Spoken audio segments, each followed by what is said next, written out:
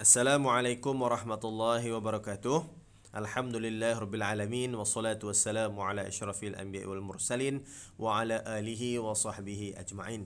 Alhamdulillah anak-anak dikasihi sekalian, kelas pendidikan Islam kita pada hari ini kita akan masuk dalam bidang Al-Quran, iaitu pada bahagian tajwid.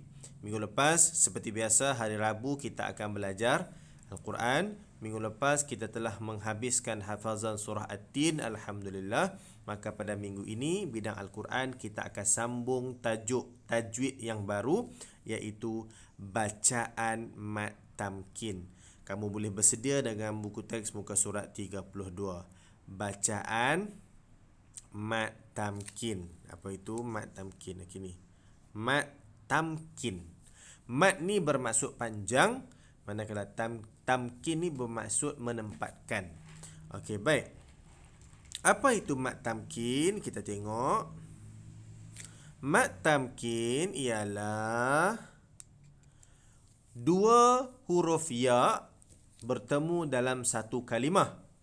Ya yang pertama berbaris kasrah, iaitu baris bawah, dan bersabdu berbaris syaddah, itu yang bentuk macam W tu. Manakala ya yang kedua berbaris sukun.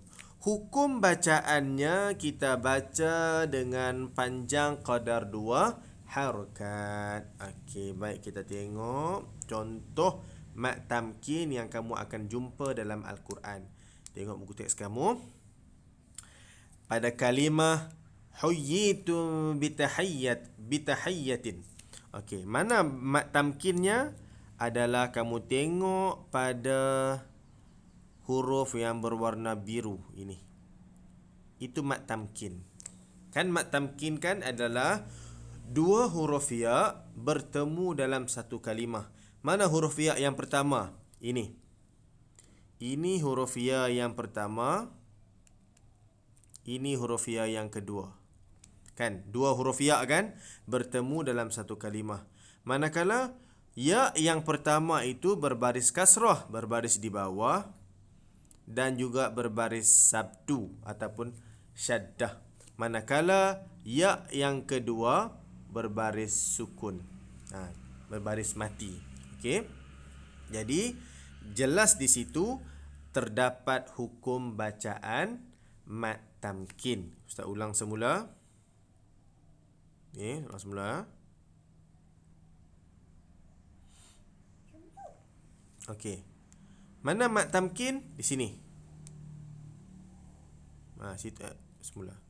Mana mad tamkin? Ini. Dua huruf ya bertemu dalam satu kalimah. Ini kita namakan satu kalimah, satu perkataan. Okey.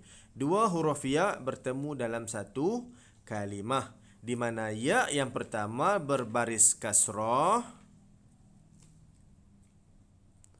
dan juga berbaris syaddah, bertemu dengan ya yang kedua berbaris sukun ataupun berbaris mati. Cara membacanya, kita baca panjang dua harakat. Huyyitum. Huyyitum. Boleh ikut sama-sama. Huyyitum. Kan hu bertemu dengan ya syaddah. Huyyi. Huyyitum. Huyyitum. Yi itu panjang. Huyyitum. Yitum. Kita panjang dua harakat. Baik, contoh yang kedua.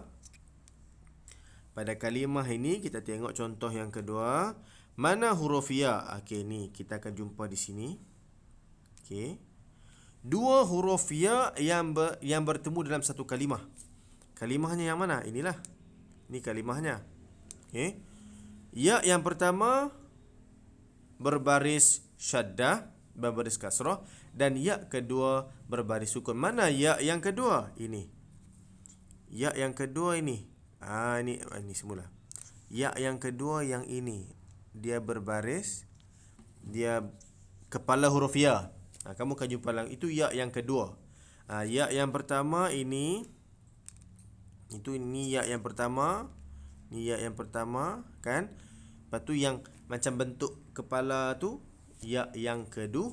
yang kedua. Jadi di situ ada huruf ya yang pertama, ya bertemu dengan ya yang kedua, di mana ya yang pertama itu berbaris kasrah dan juga berbaris syaddah, dan ya yang kedua itu, ya yang selepasnya itu berbaris sukun atau berbaris mati. Maka hukum bacaannya adalah mat tamkin, dibaca dengan panjang qadar 2 harkat. Nabiyina, nabiyina, yina, panjang 2 harakat. Okey, kita tengok contoh yang ketiga. Contoh yang ketiga, fil ummiyina. Okey, yang mana kita tengok? Di sini. Sama juga, ya bertemu dengan ya yang kedua, dua huruf ya bertemu dalam satu kalimah. Yang mana ya yang pertama adalah yang ini. Ya pertama yang ini ya yang pertama. Okey. Ya yang kedua yang ni. Kepala huruf ya itu ya yang kedua. Okey, dan ya yang pertama itu berbaris kasrah, berbaris syaddah atau sabdu, dan ya yang kedua itu berbaris sukun. Maka cara bacaannya adalah ummiyina, dibaca panjang 2 harkat. Nama hukum ini adalah hukum mat tamkin. Jadi bila kamu baca Al-Quran, kamu jumpa dalam Al-Quran yang berbentuk sebegini ayat kalimahnya, maka kamu sudah tahu hukum bacaannya adalah hukum mat tamkin. Jadi dia perlu dibaca dengan panjang sekadar 2 harokat. Baik, Ustaz rasakan cukup sekadar itu. Sekian, Assalamualaikum warahmatullahi wabarakatuh.